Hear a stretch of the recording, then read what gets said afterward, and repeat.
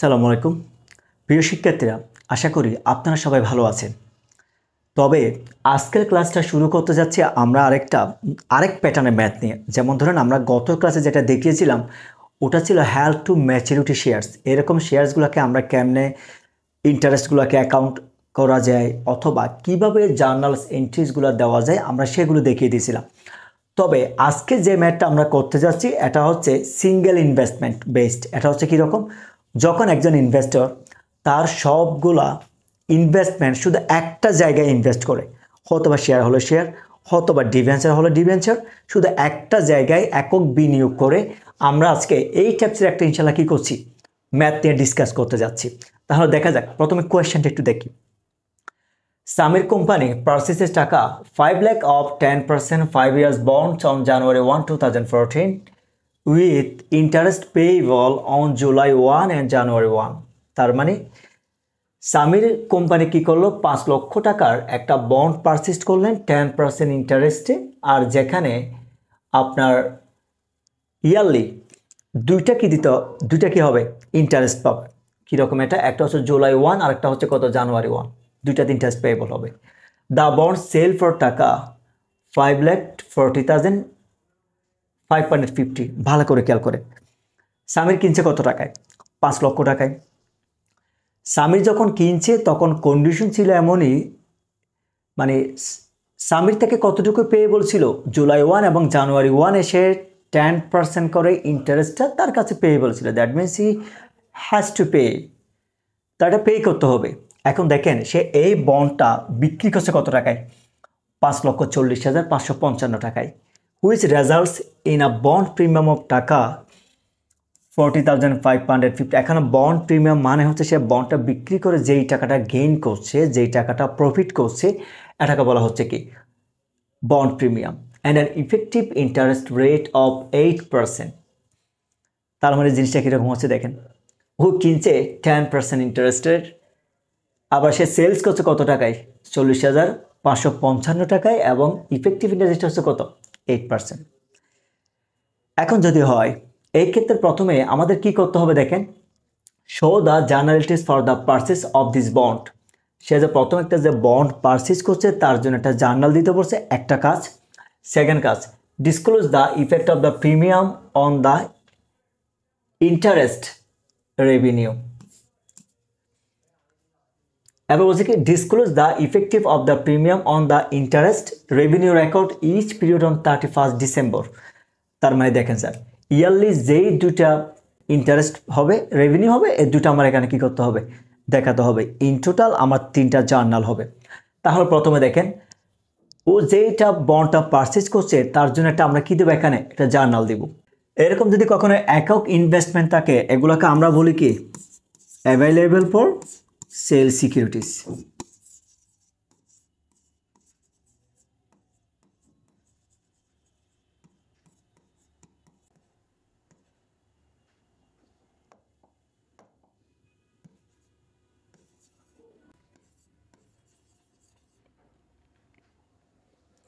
অনেকের মাইন্ডে কোয়েশ্চেন থাকতে পারে আপনাদের মধ্যে, স্যার আপনি এখানে অ্যাভেলেবল ফর সেল সিকিউরিটিস জিনিসটা কোত্থেকে আনছেন বা কোত্থেকে দেখছেন। স্যার আপনার যদি এই টপিকটা বুঝতে হয়, আপনার একদম ফার্স্ট আমার যে একটি ইনিশিয়াল ক্লাস আছে 1 নম্বর, আপনি যদি কখনো অ্যাকাউন্টিং ফর ইনভেস্টমেন্ট আমার প্লে লিস্টে গিয়ে এই ফোল্ডারে ঢুকেন, আপনি দেখবেন ক্লাস 1, 2 সিরিয়ালে আছে। কাইন্ডলি আপনি প্রথমে ক্লাস 1টা করে আসবেন, কারণ ওখানে আমি ডেসক্রাইব করছি অ্যাভেলেবল ফর সেল সিকিউরিটিস জিনিসটা কী। তারপরও আমি আরেকটু রিমাইন্ড করে দিই আপনাকে, অ্যাভেলেবল ফর সেল সিকিউরিটিস মানে হচ্ছে যেই সিকিউরিটিসগুলো আপনার নির্দিষ্ট সময় পর্যন্ত কখনো ধরে রাখার প্রয়োজন হয় না, এবং এটা কখনো কোনো বাণিজ্যিক বা কমার্শিয়াল পেপারের আওতাভুক্ত হয় না, এটাকে বলা হচ্ছে কি আপনার অ্যাভেলেবল ফর সেল সিকিউরিটিস। এটা হচ্ছে কীরকম, যেমন ধরেন শেয়ারকে আমরা কী করি এক্ষুনি নিয়ে এক্ষুনি বিক্রি করতে পারি, এগুলো ঠিক সেম। বন্ড ডিবেঞ্চার এগুলোর কথা আপনি যদি নির্দিষ্ট মেয়াদ পর্যন্ত যদি নিয়ে থাকেন, মোর দেন 1 ইয়ার অথবা মোর দেন 1 ইয়ার নয়, আমরা এটাকে বলা উচিত আমাদের মোর দেন 5 ইয়ার্স। এখন তো 5 ইয়ার্সে কোনো কিচ্ছু বলা নেই, তার মানে কত 1 ইয়ার। আর দেখেন ও নেওয়ার সাথে সাথে বিক্রি করে দিছে, ঠিক না, দেখেন সেল ফর টাকা হুইচ রেজাল্টস বিক্রি করে দিছে। তার মানে এই ক্যাটাগরিগুলো দেখে আপনার বুঝতে হবে এটাকে হেল্প টু ম্যাচুরিটি হবে নাকি অ্যাভেলেবল ফর সেল সিকিউরিটিস হবে। আমি আবার বলছি, অ্যাভেলেবল ফর সেল সিকিউরিটিস মানে হচ্ছে ওই সকল সিকিউরিটিসগুলোতে ইনভেস্ট করে যেগুলোতে মূলত নির্দিষ্ট সময় রাখা পর্যন্ত ধরে রাখার দরকার নেই আর কোনো বাণিজ্যিক পেপারের আওতায় পড়ে না। ইনস্ট্যান্ট চাইলে আপনি কী করতে পারেন, বিক্রি করে দিতে পারেন, এখন নিয়ে এখনই বিক্রি করে দিতে পারেন। এগুলোকে বলা হচ্ছে কি অ্যাভেলেবল ফর সেল সিকিউরিটিস। আপনি যদি আমার বেসিক ক্লাসটা করে আসেন একটা আইডেন্টিফিকেশনে, আশা করি আপনার কোনো সমস্যা হবে না। যদি হয় তাহলে দেখেন অ্যাভেলেবল ফর সেল সিকিউরিটিস অ্যাকাউন্টকে আমরা ডেবিট করলাম, অপরদিকে ক্যাশকে আমরা কী করলাম, ক্রেডিট করলাম। এখন দেখুন তো স্যার, আপনি তো কিনছেন ঠিক আছে, কিন্তু আপনি বিক্রি করছেন কত টাকায়? 5,40,555 টাকায়। টাকা কিন্তু সবসময় এটাই হবে, 5 লক্ষ কত হবে? 40,555, 5,40,000। অর্থাৎ আপনি যদি কখনো এরকম যদি বন্ড কিনে থাকেন যেটাকে আপনি পুনঃবিক্রয়ের উদ্দেশ্যে বা প্রফিটের আশায়, এগুলোর ক্ষেত্রে সবসময় আপনি সেল ভ্যালিউ যেটা আপনার কাছে অ্যাকসেপ্টেন্স ওটাকে কাউন্ট করতে হবে। এবার তাহলে আমাদের প্রথম এন্ট্রিটা হয়ে গেছে কিনা দেখেন তো। Show the journal entries for the purchase of this bond. এই যে বন্ডটা কিনলাম এটার জন্য আমি জার্নালটা দিয়ে দিচ্ছি। এবার জাস্ট একটা এক্সপ্লেনেশন লিখে দেবো আমি। তাহলে আমি এক্সপ্লেনেশনে কি লিখবো? এটা two record the purchase of bond দিয়ে দিলাম। আশা করি এটা কারো কোনো বুঝতে অসুবিধা হয় নাই। সবারই শুধু একটা জায়গায় সমস্যা হতে পারে আপনাদের, এটা হচ্ছে কি অ্যাভেলেবল ফর সেল সিকিউরিটিস। আমি ডেফিনেশনটা লিখে দিচ্ছি এখানে, সাবটাইটেলের মধ্যে আপনি দেখে নেবেন, নিচে আমি দিয়ে দিচ্ছি, আপনি জাস্ট একটু পড়ে নেবেন। হয়ে গেছে। যদি এটা হয় এবার আমরা জুলাইয়ের 1-এ যাই। জুলাইয়ের 1-এ দেখেন কি বলছে, এই যে একটা ইন্টারেস্ট আছে এটা কতটুকু হবে আমরা সেটা একটু আগে হিসাব করে নিই। আমরা যদি এই ইন্টারেস্টটা হিসাব করি তাহলে আমাদের একটা বন্ড প্রিমিয়াম অ্যামোর্টাইজেশনের হিসাব করতে হবে। এটা কীরকম হিসাব করব আমরা? যেমন ধরেন আমার ক্যাশ রিসিপ্ট করতেছি কত, একটু দেখি আমরা। ধরেন আমি যদি বলি ক্যাশ রিসিপ্ট, আমি কতটুকু ইন্টারেস্ট পাচ্ছি ভালো করে খেয়াল করেন। আমার টাকা আছে কত? 5 লক্ষ ইন্টু 10%, আর মান্থ হচ্ছে কত? যদি কখনো জুলাইয়ের 1 হয় তার মানে 6 মান্থ। আপনি এখানে হাফ দিতে পারেন অথবা 6/12 যদি দেন সেম অ্যান্সার আসবে। এখান থেকে আমি এক্স্যাক্টলি কত পেয়েছি সেটা যদি আমি বের করতে চাই, আমার তাহলে মাইনাস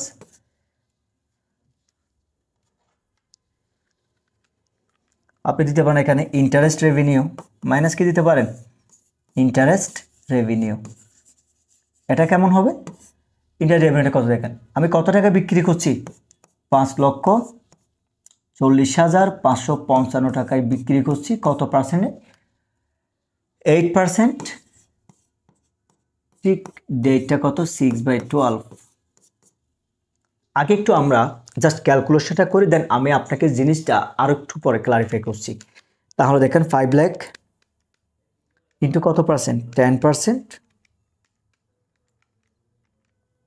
ইন্টু 6/12 কত আসে এখানে? 25,000 টাকা। তাহলে এই কন্ডিশন অনুসারে স্বামীর যে কন্ডিশন এটা কিনছে সেই অনুসারে ক্যাশ রিসিপ্ট হচ্ছে কত আপনার? 25,000 টাকা।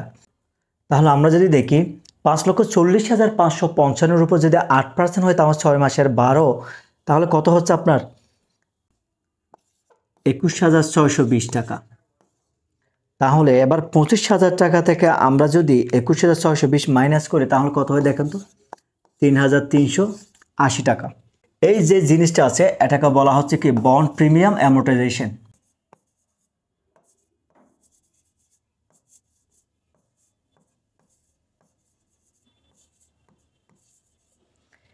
এবার আপনি একটু ভালো করে খেয়াল করেন আমরা কেন এই জিনিসটাকে ক্যালকুলেশন করলাম। এটা বোঝার সহজ উপায় হচ্ছে দেখেন, সামির যখন এটা কিনছে তখন তার প্রাইস ছিল কত? কন্ডিশন ছিল এরকমই 5 লাখ, 10%। সে প্রতি 6 মাস পর পর এই অ্যামাউন্টে সে ইন্টারেস্ট পায়। সামির যখন এটা কিনছে, সামির যে কোম্পানি থেকে কিনছে, সামির কত টাকা পায় দেখেন তো? 25,000। এখন সামির যখন বিক্রি করে দেয়, যার কাছে বিক্রি করে দেয় ঠিক তার থেকে পে করতে হচ্ছে কত 21,620 টাকা। তার মানে সামিরের প্রফিট হচ্ছে কত 3,380 টাকা। তাহলে খেয়াল করেন, আমরা যদি এখানে যদি জার্নাল করি প্রথম আমরা দেখব এই ইন্টারেস্টের ক্ষেত্রে যেহেতু দুইটা ডেট আছে, সবসময় আগেরটাকে আমরা ক্যাশ পাওয়া হিসাবে ধরা হয়, মানে প্রথম যে ডেটটা থাকে ওটাকে আমরা ক্যাশ রিসিপ্ট করে হিসাবে কাউন্ট করা হয়। বিধায় আমি দিলাম এখানে ক্যাশ অ্যাকাউন্ট ডেবিট। ক্যাশ অ্যাকাউন্টকে কী করলাম, আমি ধরেন আমি বোঝার সুবিধাতে ডেবিট দিচ্ছি, এটা কিন্তু দেওয়াটা বাধ্যতামূলক নয়। আমি ক্যাশটা কেমনে বের করছি এটা আপনাকে দেখাই।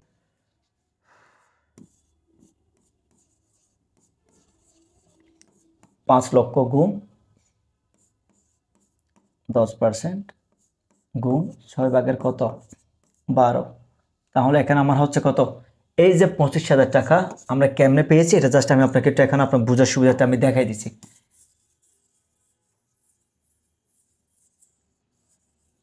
প্রথমে একটা একটা করতেছি যাতে আপনাদের বুঝতে অসুবিধা না হয়। তাহলে আমি এখানে কত টাকা লিখতেছি, 25,000 টাকা আমি পেয়ে গেছি।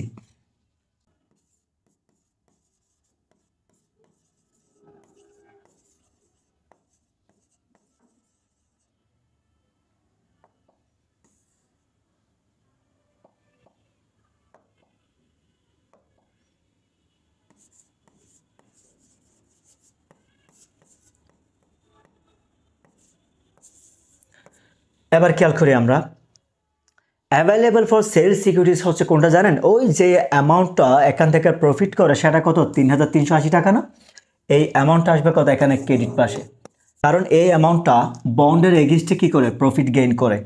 অপরদিকে খেয়াল করি আমরা ইন্টারেস্ট রেভিনিউ কত দেখি, আমরা ইন্টারেস্ট রেভিনিউ হচ্ছে আপনার 21,000 কত, তাহলে এখানে 620 টাকা। যাদের ইন্টারেস্ট রেভিনিউটা বুঝতে অসুবিধা হবে আমি আপনার জন্য এই ক্যালকুলেশনটা জাস্ট এখানে আমি আবার লিখে দিচ্ছি যাতে আপনারা বুঝতে পারেন। 5,40,500 কত 55 গুণ 8% আর 6 ভাগের কত 12 দিলে যে অ্যামাউন্টটা আসবে ঠিক এটা হবে 21,620 টাকা।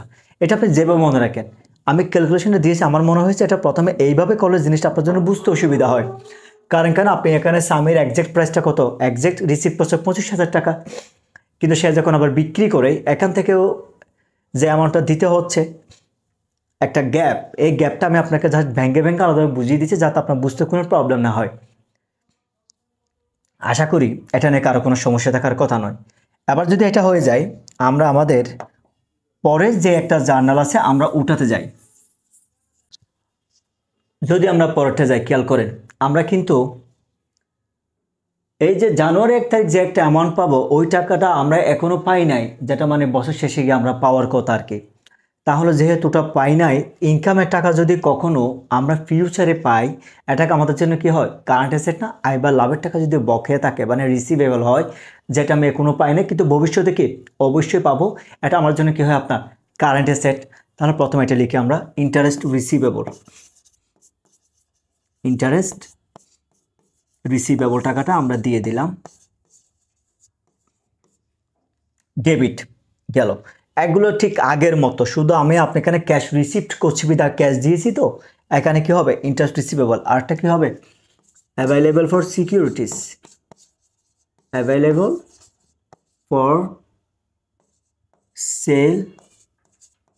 Securities debit. আর আগের মতো ইন্টারেস্ট রেভিনিউ কি হবে ক্রেডিট হবে, ইন্টারেস্ট রেভিনিউ ক্রেডিট হবে।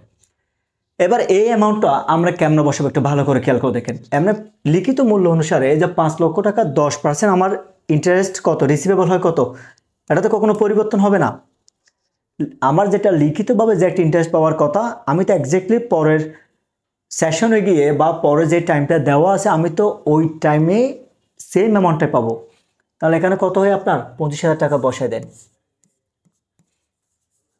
তাহলে ডিফারেন্সটা ক্রিয়েট হয় কোথায় জানেন, এই যে পরে একটা সে বন্ডটা সেলস করছে না, এখানে অ্যামাউন্টের সাথে যখন সে দিবে তখন এই ডিফারেন্সটা ক্রিয়েট হয়।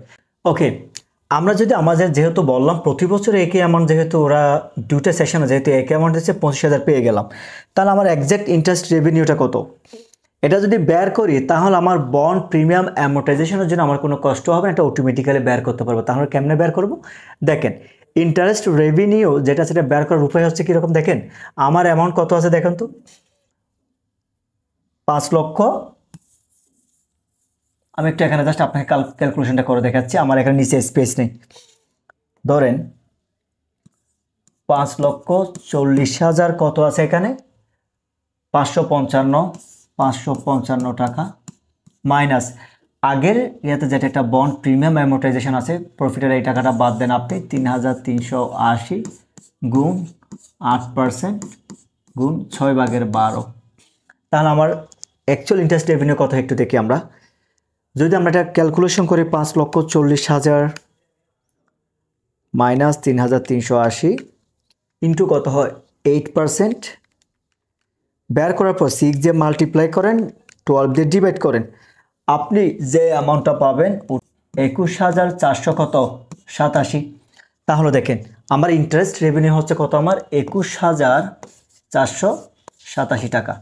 এখন তাহলে আমরা যদি 25,000 টাকা থেকে এই টাকাটা মাইনাস করি, তাহলে আমাদের এখানে 3,513 টাকা। এই টাকাটাকে বলা হচ্ছে কীরকম, ওই যে অ্যামোর্টাইজেশন ফর বন্ড প্রিমিয়াম 3,500 কত টাকা, 13 টাকা। অর্থাৎ আমি এটাকে আগে প্লাস মাইনাস করে দেখিয়েছিলাম, তো আপনি ঠিক সেমভাবে করতে পারেন। যেমন ধরেন এই সেম ফর্মুলা, এটা ঠিক আছে, এখানে অ্যাভেলেবল ফর সিকিউরিটিস এটা যেটা বের করছি, এখন আমি ঠিক সেম বন্ড প্রিমিয়াম অ্যামোর্টাইজেশনটা এখান থেকে বের করছি। কেমনে বের করছি দেখেন, আগের বছর তো মনে করেন বা আগের যে একটা ইন্টারেস্ট ছিল ওটা 5,40,555 টাকা ছিল, তাই না? এখন ওখান থেকে আমি তো